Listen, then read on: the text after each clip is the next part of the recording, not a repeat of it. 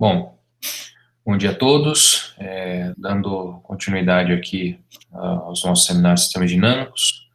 Hoje, Francisco Bruno vai falar para a gente sobre uma introdução, né, à teoria do controle ótimo. Então, Bruno, fica à vontade aí. Ok, obrigado. Bom dia a todos, obrigado pela presença. A gente vai falar um pouco aqui, né, sobre teoria do controle ótimo. É uma breve introdução, deixar bem claro que essa não é exatamente a minha área de estudo. De fato, essa apresentação, ela é baseada em um curso que eu fiz de 2 meses, recentemente, no começo desse ano, que foi dado de forma online pela Universidade de Padova, da Itália. Então, assisti o curso e aí achei interessante o conteúdo e quis que o meu seminário fosse sobre isso.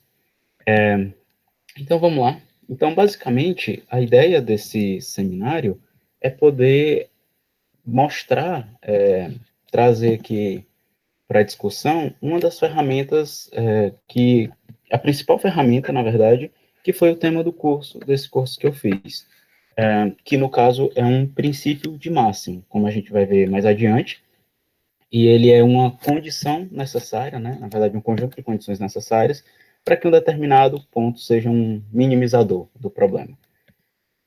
Bom, a teoria do controle ótimo, de certa forma, pode ser vista como uma extensão da teoria do cálculo das variações, e o cálculo das variações, embora talvez a gente não possa não ser muito familiarizado com ele, mas tem problemas clássicos, né, e com histórias icônicas, como o clássico problema da braquistócrona, que é aquele problema que se você deixa um objeto cair em queda livre, então qual é a trajetória qual a trajetória desse objeto que faria com que ele chegasse no ponto final dessa trajetória no menor tempo possível, né?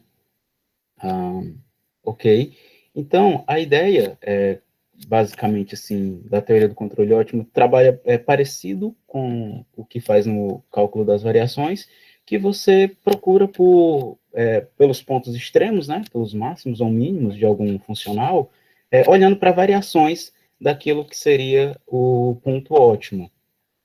Então, você, de alguma forma, penaliza as variações que não são boas, e dessa forma você acaba adquirindo condições necessárias para extremos.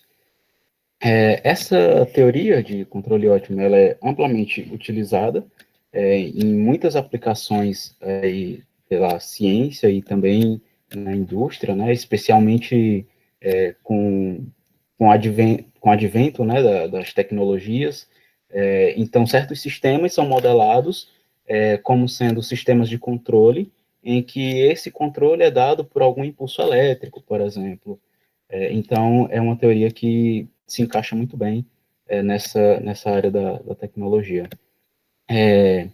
E aí, o interessante também dessa teoria de controle, e de controle ótimo, é que ela permite uma forma de você controlar, em algum sentido, o comportamento do seu sistema.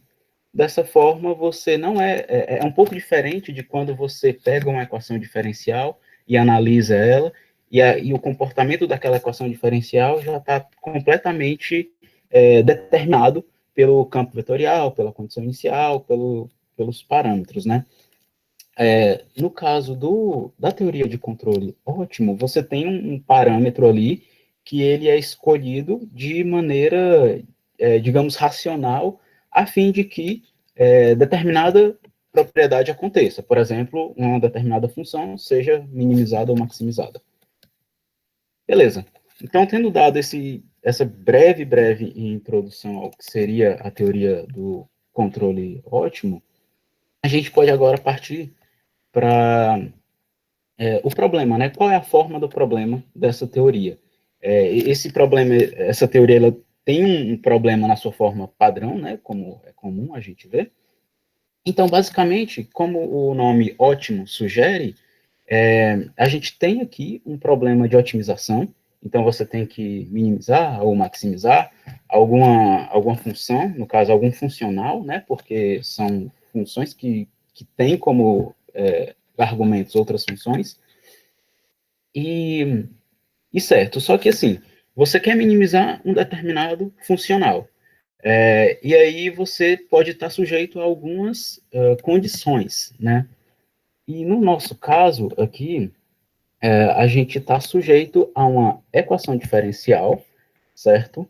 Que é dado por essa função f, com uma condição inicial. Então, na verdade, assim, esse problema de minimização, ele está sujeito a um problema de Cauchy, e essa função u, que aparece aqui, ela é o nosso controle.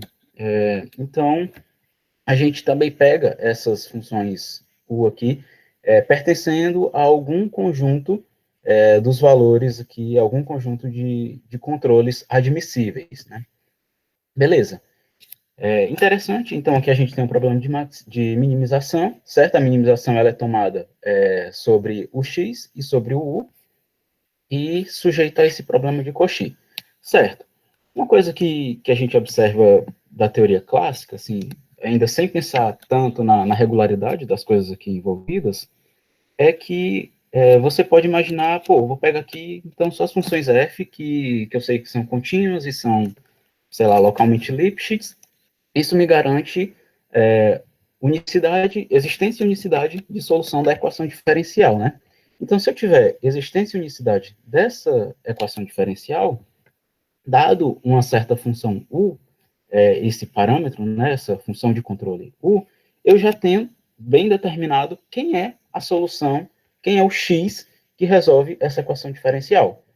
Então, assim, na verdade, é como se o problema ele fosse mais associado, a parte mais, digamos, difícil seja determinar quem é o controle ótimo, certo? Porque nesse caso, dado o controle que é ótimo, a solução ela já vai estar determinada porque a gente tem existência e unicidade de soluções. Então, basicamente, a questão que a gente vai, as coisas que a gente vai desenvolver daqui para frente são formas da gente conseguir o controle ótimo, certo? Tá, aí a gente tem que ter algumas hipóteses, né? Agora sim, passando para a parte de regularidades e hipóteses para pôr esse problema. Essa função φ, a função φ, essa função L e essa função f, a gente assume que elas são todas C1 com respeito à variável x, então ela tem um grauzinho de diferenciabilidade aqui.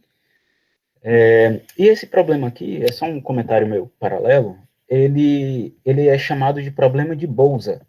E, na verdade, pode acontecer de ou essa φ ou essa L ser identicamente nula. E aí, em algum desses casos, você tem também o que é chamado de problema de Meyer. Então, quando você tem essa L aqui identicamente nula, é esse caso em que você tem o problema de Meyer. Quando você tem esse negócio completo aqui, tanto a φ quanto a L, né, não sendo identicamente nulas, então você tem um problema de Bose. Quando essa φ ela é identicamente nula e tudo que te sobra é essa integral dessa L, que é chamada de Lagrangiana, então você tem lugares que chamam de problema de Lagrange também. Mas beleza, isso aqui é o problema na forma padrão da teoria de controle, e vamos passar para frente. Ah, tá. Esse controle U, por outro lado, ele pode ser que ele não seja uma função suave, certo? Pelo menos não em todo ponto.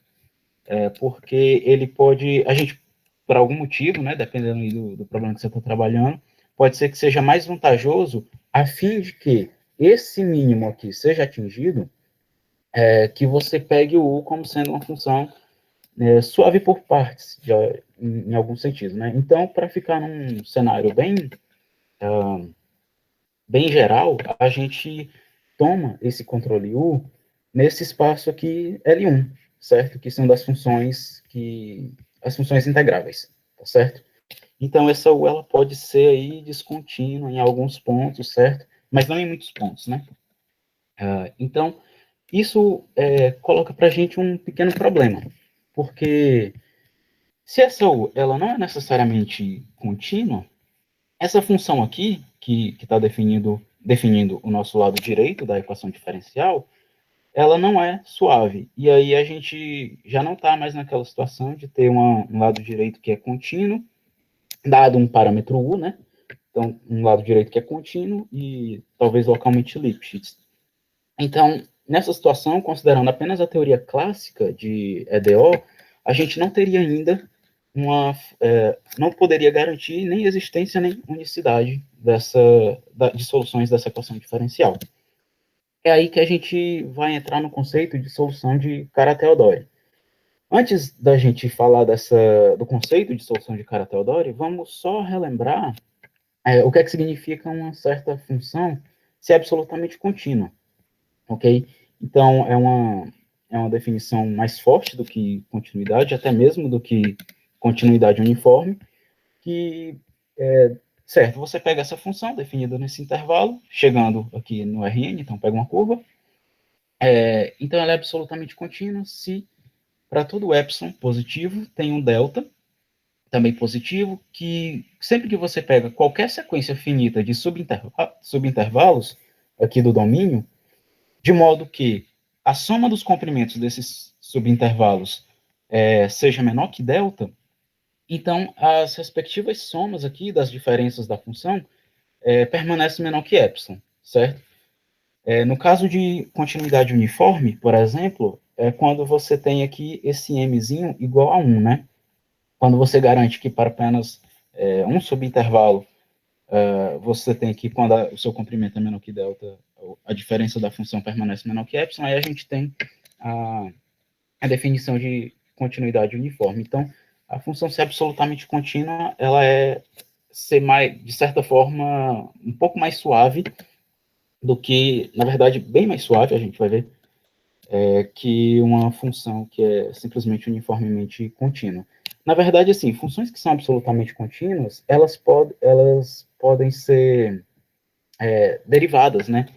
E as suas derivadas são funções que estão nesse espaço L1, certo? Então, por isso que é interessante a gente tá usando esse conceito.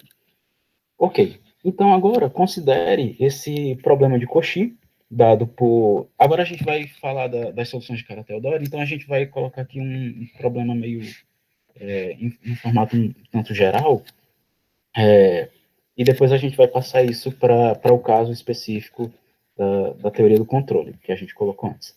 Então, considere uma equação diferencial, né? X ponto igual a g de tx, com essa condição inicial. Então, a gente tem aqui um problema de Cauchy, definido aqui nesse aberto ômega, e aí a gente define uma solução de Kara-Teodori como sendo o seguinte: uma aplicação, uma função x, né, uma curva aqui no Rn, tal que o seu gráfico está partido aqui no ômega, beleza? Então, para que faça sentido a gente aplicar g dessa t, x de t, essa função aqui, que pega t e leva no gt, x de t, ela tem que ser L1, e a x tem que ser absolutamente contínua, além de que ela tem que verificar essa igualdade aqui, né, essa equação diferencial, para quase todo ponto aqui nesse intervalo i. Então, aqui a gente está estendendo um pouco o conceito de solução de equação diferencial, quando a gente pede essa quarta condição aqui, que ela seja satisfeita, né? Porque a equação diferencial ela não precisa mais ser satisfeita para todo ponto, mas, pelo menos, assim, ela pode falhar, digamos, em um conjunto de medida nula, certo? Mas, basicamente, essas três coisas que tem aqui para cima, essas três primeiras condições, ainda são meio que da teoria muito próximas com aquilo que a gente vê da teoria clássica, né? Então, aqui, tendo uma solução de Kara-Teodori, para uma equação diferencial, a gente pode definir uma solução para o problema de Cauchy. Então, a gente fala, tá, dado aqui um certo instante de tempo t e um certo estado inicial x0, aqui no seu espaço ômega, uma aplicação x, uma curva, né, é uma solução do problema de Cauchy, desse problema de Cauchy aqui, se ela é uma solução de Kara-Teodori, da equação diferencial, e se ela verifica a condição inicial, certo? é o mais natural que a gente poderia pensar. Tudo bem. Então, agora a gente já está unido de um conceito de solução para o problema de Cauchy. A gente precisa agora saber quando que esse problema vai ter solução e quando que essas soluções serão únicas. Bom, então, considerando a equação diferencial em 2A, a gente vai assumir aqui algumas condições. Essas duas primeiras condições, que eu vou já elaborar um pouco mais, elas são chamadas de condições de Kara-Teodori, ou hipótese de Kara-Teodori, certo? Então, para cada x aqui no seu espaço de estados, você define um conjunto, o ômega x, que é o conjunto dos instantes de tempo t, aqui nesse intervalo i, tais que o tx pertence a ômega, certo? Então, basicamente, é como se você imaginar o seu ômega é como sendo o x aqui no eixo horizontal e o t no eixo... Não, vamos fazer o contrário. O t no eixo horizontal e o x no eixo vertical. Então, você está meio que fazendo aqui nesse ômega x uma seção horizontal, certo? Certo, então, para todo valor x, tal que esse conjunto aqui, ômega x, que é um conjunto aberto, não é vazio, então a aplicação que pega o t e leva no g de tx é L1 loc justamente nesse domínio, né? CL1 loc é a mesma coisa de CL1, só que você toma a integral do módulo da função sobre conjuntos compactos, certo? Ok, então a segunda condição aqui de Kara-Teodori é para todo t tal que, aí você vai definir agora um ômega t, que é muito análogo a esse ômega x, só que aqui a gente pega os x em Rn tais que o par tx está em ômega. Então, para todo t tal que esse conjunto ômega t não é vazio, a aplicação que pega o x e leva no g de tx é contínua nesse ômega t, tá certo? Então, veja, na, na primeira aqui, na primeira condição, a gente pede que, digamos, no tempo, né, quando a gente olha só a variável temporal, essa função de t em g de tx, ela é L1 loc, e a função, e na variável espacial, a função, então, que leva o x no g de tx, ela é contínua. Então, essas são as condições de Kara-Teodori. Essa próxima condição, ela pode ser considerada uma condição de Lipschitz, certo? Local também. A gente vai, ela diz o seguinte, para todo compacto Q contido em ômega, existe uma função φ, que é L1 loc, que sai da reta e tem valores positivos. Então, existe essa função que satisfaz o seguinte. Bom, basicamente satisfaz essa condição de Lipschitz, né? Perceba aqui que é uma condição de Lipschitz que é válida para a segunda variável. Então, você varia aqui, g de tx menos g de ty. Então, você mantém o t fixo, e aí varia aqui a segunda variável, e aí a φ de t é justamente a constante de Lipschitz dessa função quando você pega a faixa aqui vertical, né, com esse t fixado, ok? Beleza, então essa aqui é a nossa condição de Lipschitz. A última condição que a gente vai ver pode ser vista como uma espécie de condição de limitação local. Ou seja, a sua função g de tx, ela é limitada aqui por uma função eta em conjuntos compactos. Ou seja, para cada conjunto compacto Q, existe então essa função eta, que é L1 loc também, tal que a G de Tx, a norma, né, da G de Tx é menor que a eta de T, certo? Então a gente mantém aqui essa G limitada em conjuntos compactos. Beleza, então essas aqui são as 4 condições, digamos, básicas para a gente poder ter os resultados de existência e unicidade de soluções. Lembrando que condição de Lipschitz, né, e alguma condição de continuidade aqui na função, que seria o campo vetorial, são condições que a gente já encontra na teoria clássica, né? Só que aqui elas precisam ser um pouco mais bem formuladas para esse cenário que a gente está considerando coisas um pouco mais gerais, que são, no caso, lados direitos da equação diferencial, que não são necessariamente contínuos no sentido estrito, né? Então, com isso, a gente obtém um teorema de existência de soluções locais, que é se a sua G, né, que é o lado direito da equação diferencial, satisfaz as hipóteses acima, então existe um epsilon tal que o problema de Cauchy, que a gente apresentou lá no início da sessão, tem uma solução local definida aqui nesse intervalo de A até A mais epsilon. E aí a gente também tem um teorema de unicidade, que se você também tem uma função G, né, o lado direito, satisfazendo as hipóteses acima do slide anterior, e você tem duas soluções aqui para o problema de Cauchy, sendo que elas são definidas aqui no intervalo de A até B1, a primeira, e a segunda no intervalo de A até B2. Então, para esse intervalo aqui, pegando B como sendo o mínimo do B1 e do B2, essas soluções elas vão coincidir, certo? Então, aonde faz sentido, essas soluções coincidem. Ou seja, então a gente tem ali um resultado de unicidade. Aqui está tudo muito local, mas é possível também dar resultados um pouco mais globais, tanto de existência quanto de unicidade, se você assumir que a sua função G ela está definida em todo R cartesiano Rn, e não apenas em um aberto. E aí você pede que todas essas condições sejam satisfeitas, não apenas dentro desse ômega, mas em todo o espaço R cartesiano Rn. Mas beleza, por enquanto aqui a gente vai ficar só com...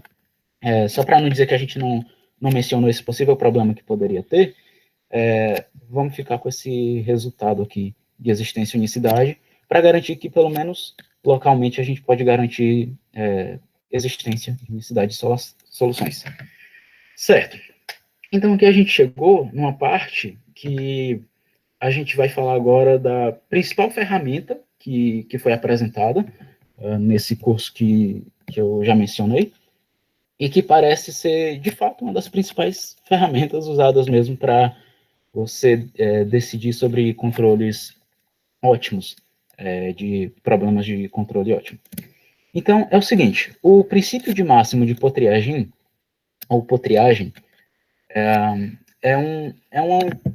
é basicamente um teorema que é uma condição necessária para você decidir, para decidir não, né? Dado, então, que você tem um otimizador, um minimizador local do seu problema de controle ótimo, então,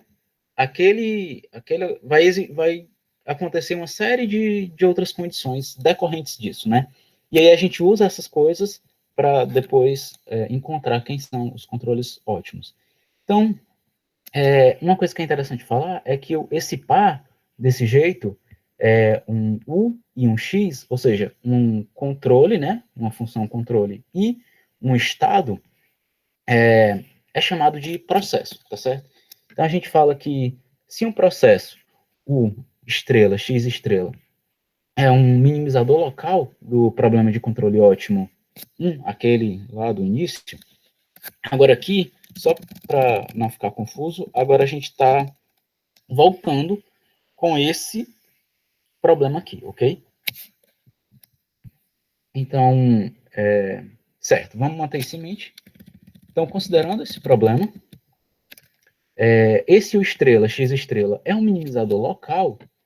Bom, sabendo que é um minimizador local, então existe uma função P, que é L1, aqui saindo do intervalo AB e chegando no espaço dual do Rn, certo? Só que assim, talvez convém mencionar que como o Rn é um espaço euclidiano e tal, dimensão finita, tudo bonitinho, aqui esse P a gente vai enxergar ele como sendo um vetor também, né? Mesmo o P de t vai ser visto como um vetor, e a aplicação da função vai ser simplesmente o produto interno, multiplicação de matrizes mesmo. Então, existe essa função P, tal que as seguintes condições são verificadas. P satisfaz uma solução da equação adjunta, certo? Que é uma equação definida da seguinte forma. P ponto é igual a menos P vezes a derivada de f com relação a x aplicada aqui no seu processo ótimo, menos derivada de L, que é o lagrangiano, em relação a x, também aplicado aqui no seu processo ótimo. Então, essa é a equação adjunta. A próxima condição é que existe uma relação de máximo que vale para todo t nesse intervalo AB, certo? E essa relação de máximo é muito bacana a gente olhar para ela com cuidado, porque, em geral, é ela que ajuda a gente a determinar quem são os controles ótimos. Porque, veja, essa expressão de K aqui do lado esquerdo, né, que é P vezes F no controle ótimo menos L nesse processo ótimo, desculpa, é igual ao máximo dessa mesma expressão, só que aqui esse máximo ele é tomado apenas nos valores de controle, certo? Então você mantém aqui o seu x estrela e aí você varia todos os possíveis valores aqui para u, e aí o valor que maximiza essa expressão é o que vai dar para a gente o u estrela de t, tá certo? Então essa relação de máximo aqui, ela costuma ser uma boa aliada para determinar quem é o controle ótimo. E por fim, a gente tem uma relação de transversalidade, né? Uma condição de transversalidade, que é dizer que essa sua P, no instante final, então P de B, é igual a menos a derivada da sua função custo aqui, em relação a x, aplicada no x de B. Na verdade, aqui tem um pequeno erro de digitação que eu acabei de perceber, que aqui tem que ser no controle, no x, que é ótimo, né? Então, aqui deveria ser x estrela de B, tá certo? Então, tem só esse errinho aí. Mas beleza. Então, esse teorema aqui bom, na verdade, é uma das formas, né, do princípio de máximo de Pontryagin. Beleza? Então, essa aqui é a ferramenta principal.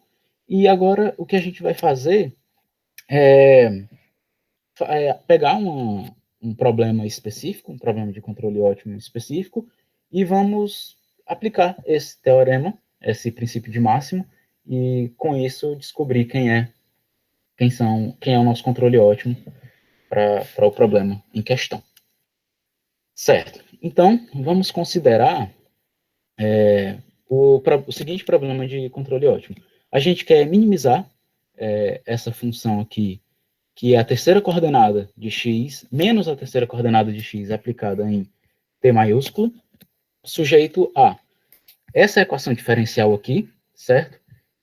Em que aqui a gente está vendo o nosso controle U aparecendo.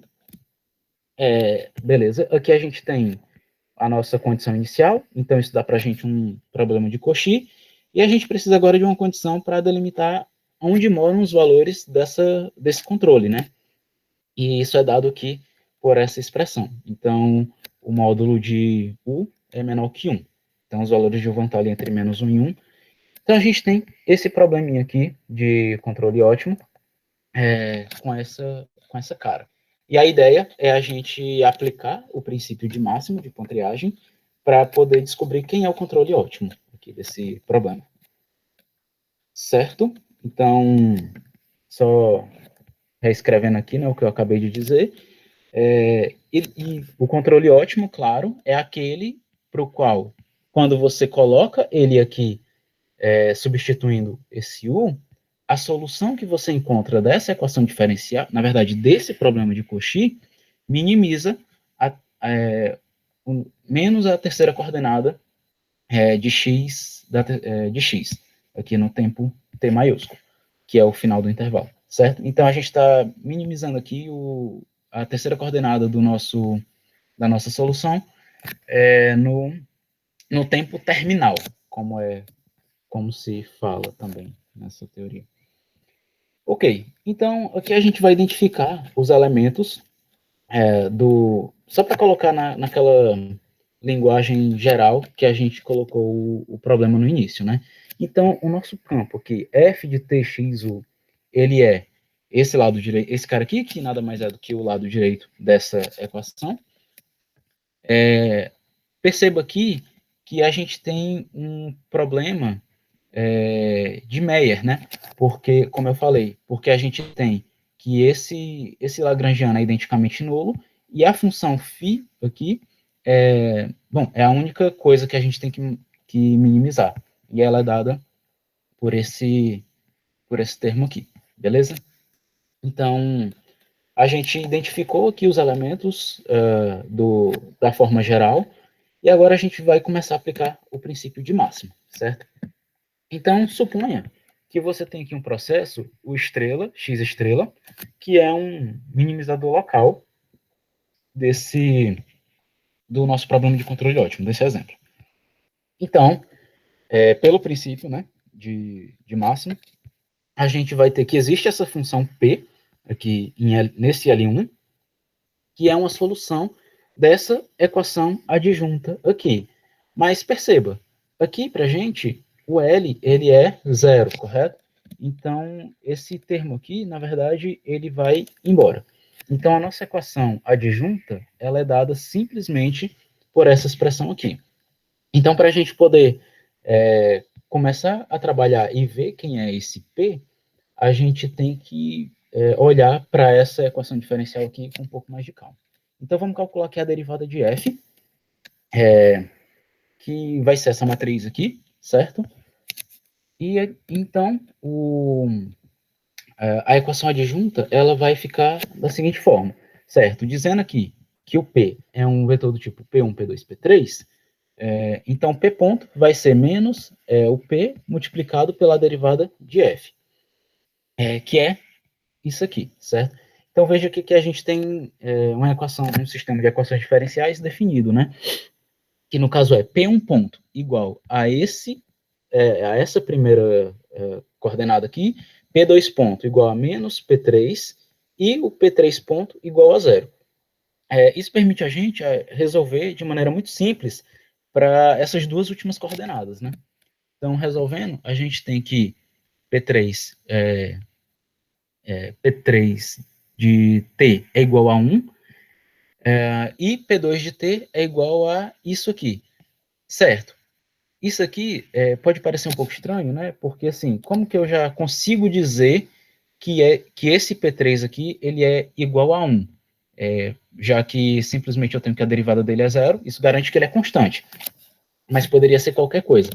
O negócio é que a gente tem essa condição de transversalidade, certo? Que é a terceira condição lá do nosso princípio de máximo, que fala que o P no tempo terminal é menos a derivada do seu custo aqui com respeito a x no tempo terminal aqui da sua solução. E esse cara aqui, ele é 0,01. Quando a gente faz a derivada desse φ, a gente obtém 0,0 menos 1, como tem esse menos na frente, esse cara aqui fica positivo. Então, perceba aqui ó, que o P3 de T maiúsculo é igual a 1, certo? Mas como ele é constante, então ele é 1 sempre.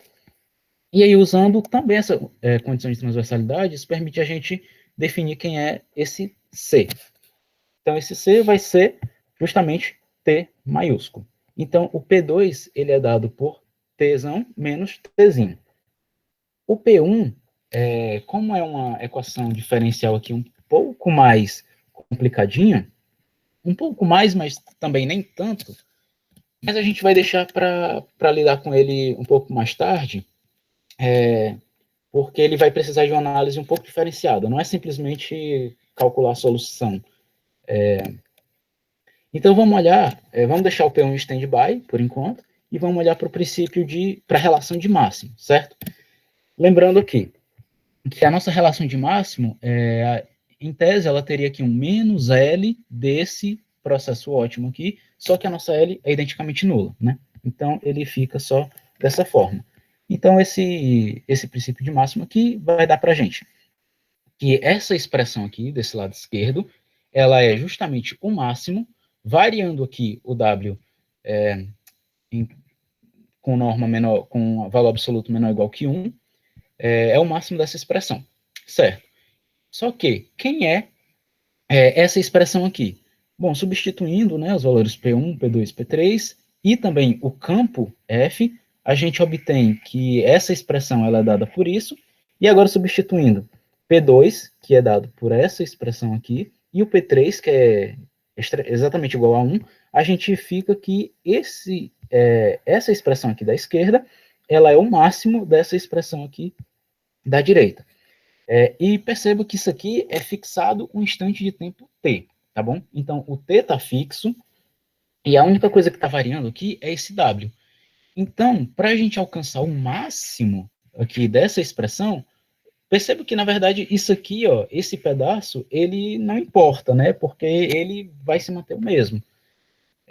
O que realmente interessa é esse pedacinho aqui, P1 vezes W. Então, para garantir o máximo, eu tenho que garantir que esse cara aqui vai ter que ser o maior valor possível. Então, veja,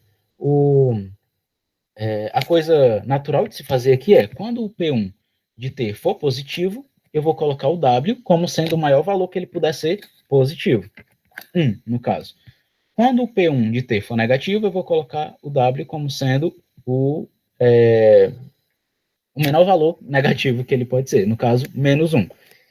De modo que, quando eu combinar essas coisas, eu vou ter sempre o maior valor possível. Então, é natural para a gente dizer que esse W de T, né, ele é igual à função sinal aqui do P1 de T, certo? Só que essa função de sinal, a gente está olhando ela aqui como uma função multivalorada, certo? Na verdade, a gente vai perceber, então, que o nosso problema de controle ótimo, ele pode ser visto como um problema de inclusão diferencial, que é uma coisa que não é tão alienígena, né, para quem mexe com sistemas de Filipov. Afinal de contas, soluções de sistemas de Filipov são soluções de equações de inclusões diferenciais.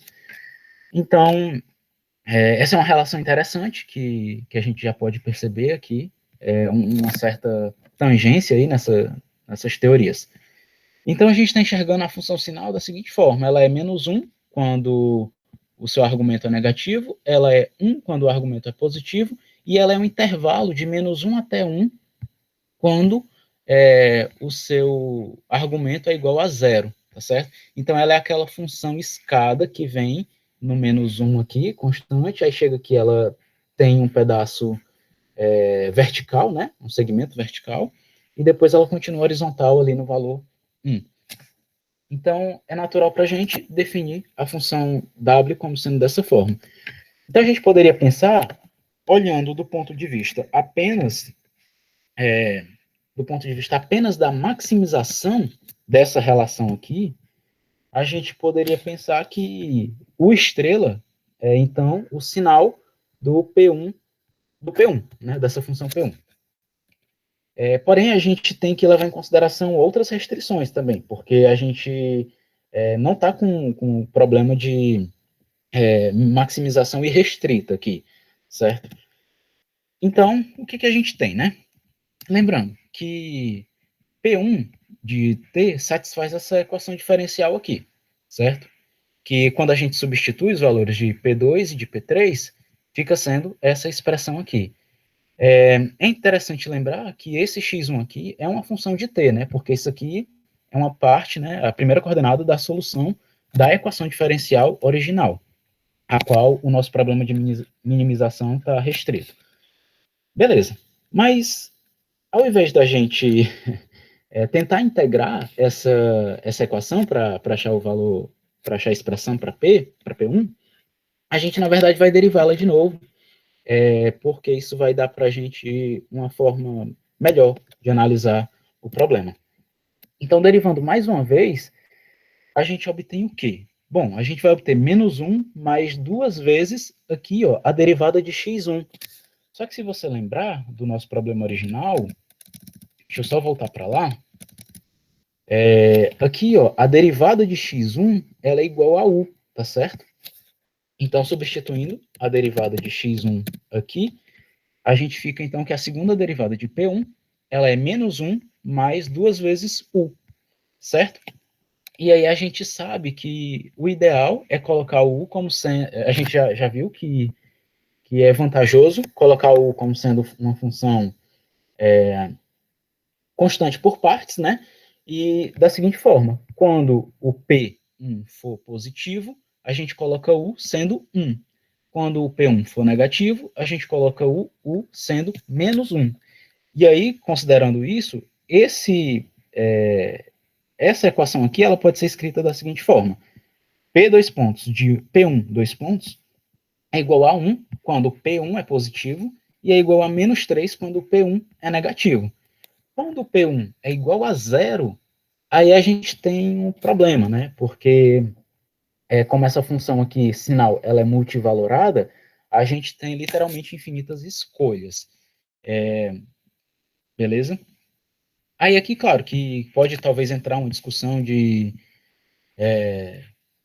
talvez analisar esse problema aqui do ponto de vista de Filipov e tudo, mas imagino que para esse problema específico não vai ser necessário entrar nisso. Esse problema é um pouco mais simples e eu acho que não vai exigir tanta uma ferramenta de análise tão potente. Então, beleza. Então, aqui é só para a gente prestar muita atenção que, beleza, a gente está definindo aqui, a gente tem que a P1, essa função P1, ela tem a sua segunda derivada constante, né? Constante por partes, pelo menos. Então, onde P1 é positivo, é uma parábola de concavidade para cima, porque a segunda derivada é positiva, e onde P1 é negativa, é uma parábola de concavidade para baixo, porque a segunda derivada é negativa. Isso é bom manter em mente para a análise que se segue, certo? Então vamos começar a analisar um pouco mais de perto essa P1. Ah tá, beleza, a gente então tem essa equação diferencial de segunda ordem, e a gente tem essas condições aqui, que é o seguinte, P1 ponto de zero é igual a T. Você pode pegar e substituir aqui, ó, e como o x1 de zero, pela condição inicial da nossa equação diferencial, é zero, então esse cara aqui some, esse cara aqui some, então só sobra T maiúsculo. Então P1' de zero é Tzão, e o P1 de Tzão é zero, certo? Isso também pela nossa condição de transversalidade, certo? Só para, caso alguém tenha esquecido, ó, a nossa condição de transversalidade fala que o P1 de Tzão é zero, P2 de Tzão é zero e o P3 de Tzão é 1. Ok, então a gente tem essa equação diferencial com essas condições aqui. Mas perceba que essas são condições nos extremos do intervalo de definição, né? Você não tem aqui a derivada... Tá, você tem a derivada no ponto t igual a zero e no ponto... Mas a outra informação que você teria que ter para bem determinar a solução desse problema deveria ser, assim, nos casos mais simples, também no t igual a zero, né? Mas a gente só tem a informação do P1 no t maiúsculo aqui. Então você tem meio que um problema de contorno, né? E isso é o que torna... essa é uma das razões que torna esse tipo de problema muito difícil, certo? Porque você tem um problema de contorno e não exatamente um problema de valor inicial. Então, beleza. A primeira coisa que a gente vai ver é que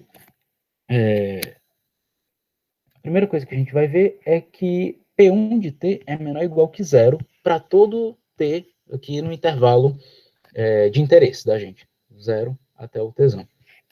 Certo, como que a gente vê isso? Bom, vamos por contradição. Suponha que para algum S aqui, nesse intervalo, você tenha que o P1 de S é positivo, certo? Então, você teria, na verdade, que numa vizinhança ali desse P1, desse S, o P1 continuaria sendo positivo. E aí, nessa vizinhança, você tem que o seu controle ótimo é 1, certo? Porque foi isso que a gente definiu. E aí, nessa vizinhança também, a equação diferencial que a gente acabou de ver, que o P1 satisfaz, é P1 dois pontos igual a 1. Então, veja, aqui o P1 é uma parábola com concavidade para cima. Certo. Então, isso significa que perto de S, beleza, P é uma parábola de concavidade para cima, e isso garante para a gente que o P1 de T ele é positivo. Continua sendo positivo para todo T maior que S. Mas isso contradiz para a gente a condição de transversalidade, porque o P1 de T grande é igual a zero. Então, a gente tem que ter isso daqui. E talvez isso não seja tão... não sei, talvez numa explicação assim mais falada, mais rápida, pode parecer meio esquisito, mas basicamente o que esse argumento está dizendo é o seguinte: se você tem aqui, aqui é o seu intervalo t até t grande. Então, se em algum ponto aqui o seu P1 é positivo, então quer dizer que aqui ele é algo desse tipo, certo? E aqui, como que nessa parte de cima do seu espaço, você tem aqui que o P1, dois pontos, é igual a 1, você não pode, em algum momento aqui, fazer com que esse cara desça para que ele atinja aqui a sua condição terminal, que tem que ser satisfeita. Então, o que a gente tem de fato não é essa situação em que ele desce, mas sim a situação em que ele continua subindo aqui e ele teria aqui um valor no tempo final que é diferente de zero. Então, por isso, eu não posso ter em momento nenhum os valores de P1 aqui nessa parte do espaço, certo? Então, é basicamente por isso. Agora, deixa eu retomar aqui. Beleza. Minha tela voltou a aparecer aí para vocês? Só para eu... Sim, está aparecendo sim, Bruno. Beleza, show. Certo. Então, isso garante que a gente tem que a nossa função P1, ela, digamos, o gráfico dela, né, vai estar sempre ali, vai estar sempre com valores negativos, ou zero, né? Agora, o que a gente vai ver? A gente vai ver que quando o P1 atinge o valor zero, certo? Então, se em algum momento você começa ali, a gente já sabe que a P1 tem que ser ou negativa ou zero. Mas a partir do momento que ela atinge o valor zero, ela vai se manter daquele jeito até ela chegar na condição terminal. Então, ela não pode nem voltar a ser negativa, nem passar a ser positiva. Passar a ser positiva, a gente já sabe que ela não vai poder, porque a gente acabou de demonstrar isso. Ela nunca é positiva. Mas ela poderia, talvez, voltar a ser negativa e voltar lá no tempo final para satisfazer a condição terminal. Certo. Então, seguinte, vamos lá, de novo. Suponha que para algum instante de tempo, P1 é igual a zero. Aí, nesse caso, se para algum outro tempo, depois desse S, para algum S barra maior que esse S, você tiver que a P1 é negativa, então é basicamente o mesmo argumento. Nesse S barra, você tem então que a função, numa vizinhança desse S barra, você tem que a equação diferencial satisfeita por P1 é essa aqui, que garante que P1 é uma parábola que tem concavidade para baixo, certo? Só que aí, pelo mesmo argumento do caso anterior, ela continuaria descendo e quando chegasse no instante final aqui do nosso intervalo, ela seria negativa, o que novamente contradiz a nossa condição de transversalidade, que diz que P1 de T tem que ser zero, né? Então, bom, eu poderia fazer um desenho parecido, mas é exatamente o mesmo argumento, né? Isso garante que P1 de T, quando atinge aqui o instante, quando atinge o valor zero, ela continua sendo zero para todo instante dali em diante, certo? E aí perceba que nesse caso, para esses valores de P aqui, esses valores de T, para os quais P1 é identicamente nula, você tem que a segunda derivada é zero, certo? porque afinal de contas, ela é uma reta, né, agora, então não há concavidade. Então, quando você faz, só lembrando aqui, então você tem aqui, ó, que P1, duas linhas de T, é zero, ou seja, essa equação aqui é zero. Então, resolvendo isso aqui para U, você obtém que U é igual a meio, correto? Então, quando você faz isso, você chega à conclusão de que o seu controle U, aqui, ótimo, na verdade, ele não é um, né? Bom, na verdade, assim, aqui a gente está na parte em que você tem infinitas escolhas, né? Então, pode ser qualquer coisa de menos 1 até 1. Então, considerando tanto a questão do máximo que a gente tem que atingir, quanto a viabilidade desse processo, a gente chega que o controle ótimo ele é igual a meio, certo? E aí, fazendo depois algumas contas, tendo todas essas informações, a gente obtém que é o seguinte: a P1 ela vai ter esse formato aqui, e o instante em que ela vai tocar o zero é justamente esse instante t sobre 3.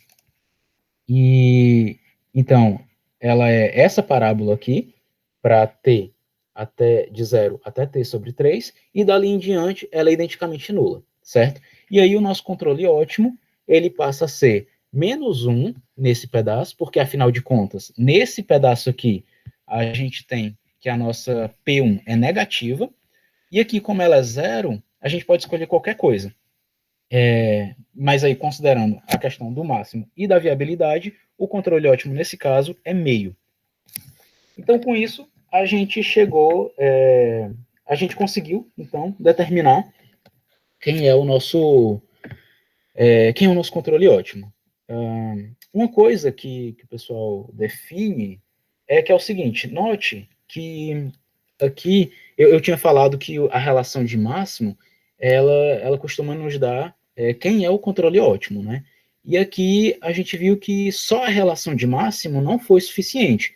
A gente acabou tendo que. Opa, é aqui mesmo. A gente acabou tendo que usar esse fato aqui, ó, que a segunda derivada de P1 é identicamente nula, em um certo pedaço, para poder determinar uma parte do valor do nosso controle. Então, nesse caso, há é dito que esse controle ele é singular, quando ele não é obtido estritamente por meio da relação de máximo, ok? Então, bom, basicamente era isso. Esse é o conteúdo, assim, que eu vi. Claro, na verdade, assim, não é todo o conteúdo, mas ele meio que traz as ideias-chave do negócio. Você pode... Eu lidei aqui, só para finalizar, deixa eu voltar para o nosso problema de controle. Tá aqui. Eu lidei com esse tipo de problema de controle, certo? Mas você pode colocar ele em outras roupagens também, certo? Na verdade, assim, você pode ter um problema de controle em que você coloca restrições sobre aonde deve morar o X de B, certo? Então, você coloca uma restrição também no instante final da dinâmica aqui do seu problema, certo? Então, além de satisfazer um problema de Cauchy, você também tem que garantir que no instante aqui t igual a b, o x de b vai estar em algum conjunto pré-determinado. Então, isso é o que eles falam de problema de controle ótimo com restrição de tempo final. Outra coisa que também é possível fazer é você colocar esse tempo final aqui. Aqui tem um errinho, né? Porque aqui está tesão, mas deveria ser B. Esse tempo final aqui, para a gente, ele já está muito bem determinado, né? A gente já sabe em qual intervalo a gente está trabalhando. Mas você também pode trabalhar no intervalo em que o instante final ele está variando. Então você pode querer minimizar essa expressão aqui, tendo também como variável um instante final. Então é um problema de controle ótimo com tempo final variável. Então, e aí o céu é o limite. E é muito bacana as coisas que aparecem, né? E outra coisa que também é importante mencionar é que o princípio de máximo de pontriagem, eu dei ele aqui num certo formato, mas tem como você colocar ele num contexto bem mais abstrato, né? Inclusive, o professor deu o nome de princípio de máximo abstrato. E aí você... E aí, por exemplo, essa condição de transversalidade aqui, para ter uma ideia, ela é colocada em termos de transversalidade de cones, certo? Então ele define lá o que são cones aproximantes de Boltiansky, e aí define também o que é esses cones, o que são cones desse tipo serem transversais, e aí de alguma forma essa condição aqui, final, ela está relacionada com a transversalidade de alguns cones aí definidos. E é por isso, na verdade, que ela tem esse nome de condição de transversalidade. Aqui pode não parecer a priori muito óbvio o porquê, mas quando você olha para o princípio de potrinhagem mais abstrato, fica mais claro o porquê do nome. Então, assim, existem outras formas, certo, do princípio de máximo de potrinhagem. Enfim, para cada um das variações de problemas que eu falei, né, com tempo final variável, com restrição de tempo final também no seu estado, isso gera princípios de máximo de potrinhagem diferentes também, ok? Então, era basicamente isso. Todo o conteúdo desse seminário foi tirado desse livro aqui do Bressan e do Piccoli, que foi o livro que o professor da disciplina lá, ele recomendou, e também nas notas de aula do próprio professor Franco Rampazzo, que foi quem deu o curso, né? Então, se alguém tiver interesse, eu posso passar essas notas de aula. E tem aí esse livro do Bressan e do Piccoli. Então, basicamente, tudo que tem aqui foi tirado dessas duas referências. Agradecer aqui, claro, como sempre, a FAPESP pelo apoio aí no doutorado. E, bom, obrigado a vocês pela atenção. Perguntas? Vamos agradecer o Bruno, então.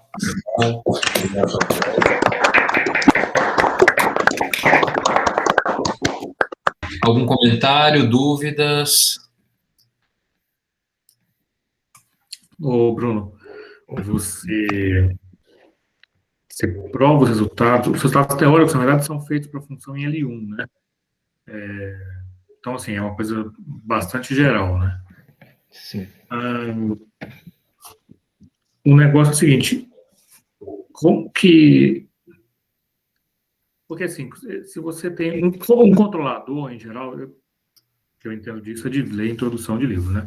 Então, assim, o controlador, em geral, ele funciona muito bem com funções suaves, por partes, né? Dadas por partes, assim.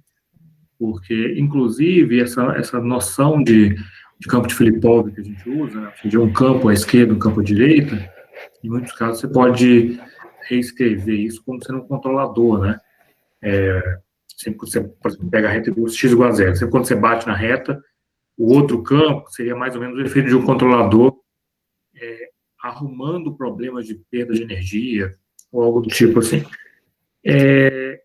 Você já viu alguma coisa sobre as outras notações, como que isso se comporta com as outras definições de descontinuidade? Ou seja, funciona para a noção de Filipov, mas funciona para aquelas soluções de Caratador também? Porque nos livros clássicos aí, tem um livro, não, agora tem um livro muito famoso que o pessoal usa na engenharia elétrica, até no curso de controle de sistemas lineares lá, em que eles usam noção de Caratador de solução de equação por parte. Eles não usam Filipov. Uhum. Até no livro do... Poxa, como é que chama o professor? O Jeromel, o livro do Jeromel, lá da FEEC, um livro super famoso de análise de sistemas lineares. ele não usa, na verdade, flip-flop, porque eu acho que o pessoal da engenharia não precisa da noção de, de campo escape, né? Eles precisam um pouco do modo deslizante, bastante de costura, mas, assim, a pergunta específica é, quando você faz para L1, parece que tudo está incluído. Mas como que funciona na prática quando você tem um campo que não é L1, ele pode ser contínuo, ou ele pode deixar de ser suave numa reta? Os teoremas funcionam? Isso é aplicável, assim? A resposta curta, na verdade, é que eu não cheguei a olhar como essas noções elas se comportam entre si, né? Então, como que essas coisas conversam. Então, tem essa noção aqui de Kara-Teodori, né?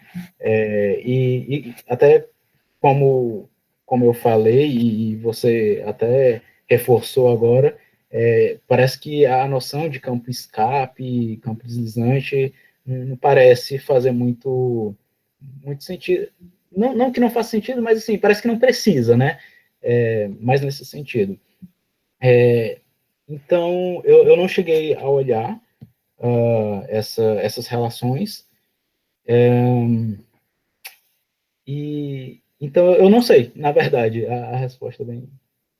Não, eu pensei que você tivesse visto alguma coisa, porque na verdade tem um trabalho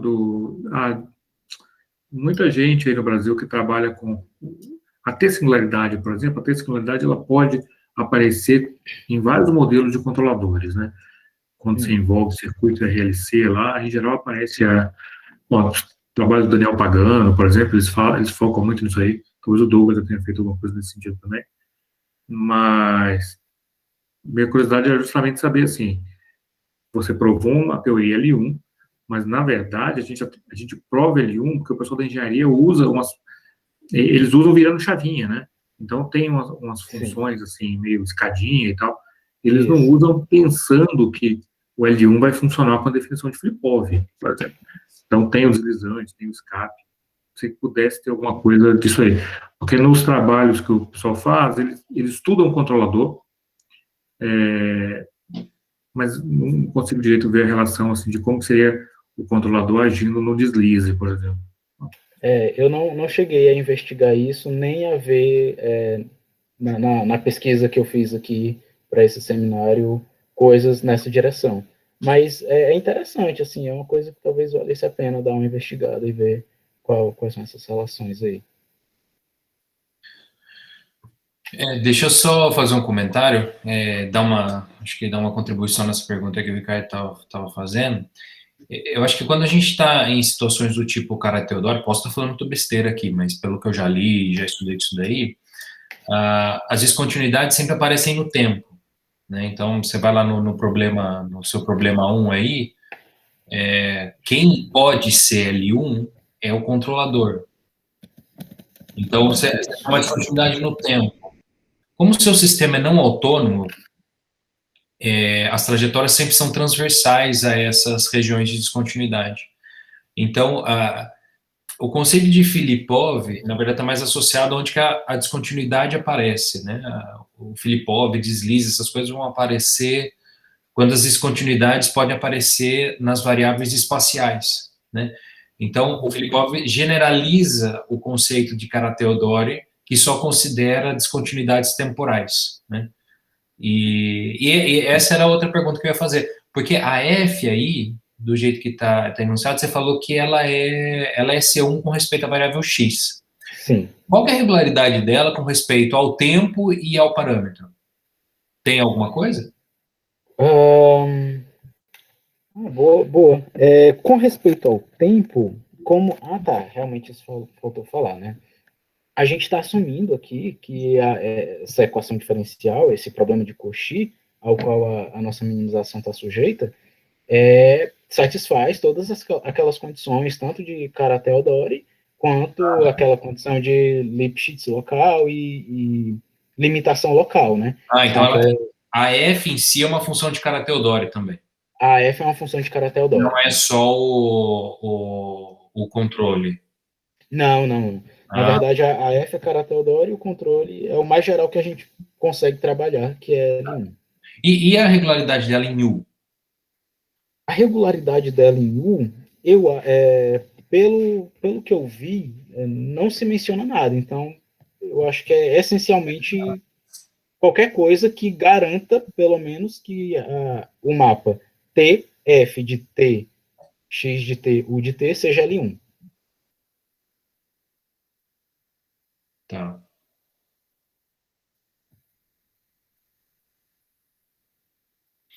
Sendo. Né? Como ela é diferenciável em X, eu chutaria que ela fosse diferenciável no parâmetro também, mas talvez só continuidade funcione aí, né? Talvez, E, O problema é que, assim, você mistura, você não, né? Essa teoria. Bruno, você está misturando tudo aí, velho. Portanto, tá foda. Não, é muito estranho você trabalhar ao mesmo tempo com função L1 e função diferenciável, porque L1 não é diferenciável, não tem noção de diferença. Quer dizer, até tem, Exato. mas não é diferente da nossa. Você está querendo coisas L1 e coisas. É que L1, no nosso caso, a gente acaba. L1 é integrável, né? É. Você quase nunca tem tempo infinito de verdade aí, então acaba dando certo, mas são noções complicadas de colocar junto aí. Sim, verdade. Confundi um pouco. Porque. Mas eu acho que esse C1 aí tá por causa do Teorema de Pontryagin.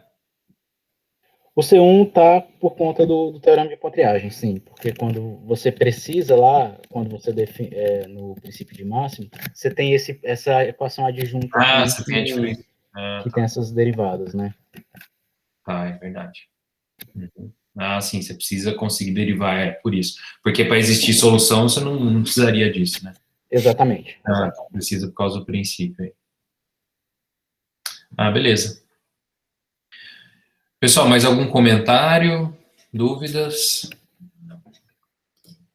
Professor, Pode falar? eu queria fazer uma pergunta, bem do comecinho, tudo bem? Claro. Tudo bem. É só que o Francisco, ele comentou que essa teoria pode ser vista como de uma forma de generalização do cálculo das variações, né? Eu não entendi muito bem como que isso pode ser visto como generalização, sabe? Como que isso generaliza o cálculo das variações. Certo. O problema aqui de controle ótimo, ele tem esse formato, né? Um problema de cálculo das variações, assim, estou aqui agora pegando emprestado o que o Miranda falou, que eu também, o que eu conheço é de ler a introdução dos livros, você só tem um termo aqui, você quer otimizar, né? Vamos fixar aqui ideias, quer minimizar a integral de alguma função aqui, e aqui nesse U de t, na verdade, o que você costuma ter é o x ponto de t. Então, você está minimizando a integral aqui de uma função L, que está dependendo do tempo, do estado aqui, né, da posição, digamos, pensando em sistemas físicos, e da velocidade do cara. Então, nesse caso aqui, e no problema do cálculo das variações também, você não tem restrições aqui sobre a velocidade da sua trajetória, tá certo?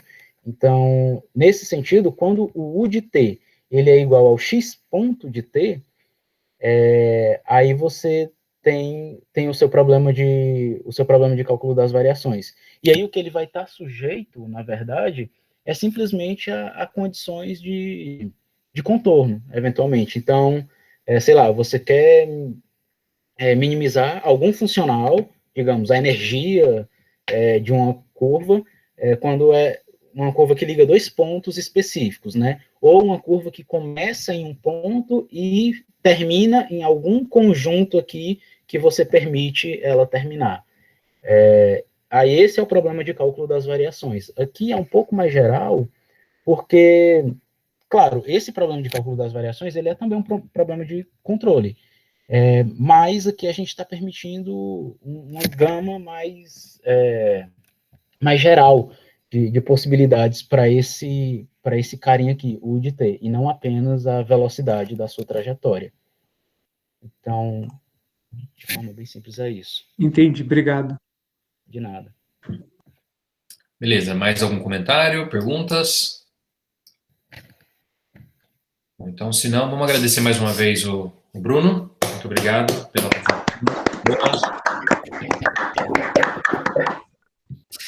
Bom, na semana que vem, a gente vai ter o seminário do Matheus, e ele vai falar para a gente um pouco sobre blenders, né? Uma introdução aos blenders. Então, a gente se vê por aqui, quarta-feira que vem, no mesmo horário. Pessoal, Tchau, tchau. até mais. Até semana que vem. Bom dia para vocês. Bom dia. Tchau, gente. Obrigada, Bruno. Tchau, tchau. Tchau, tchau. Douglas. Oi. Peraí, só um pouquinho.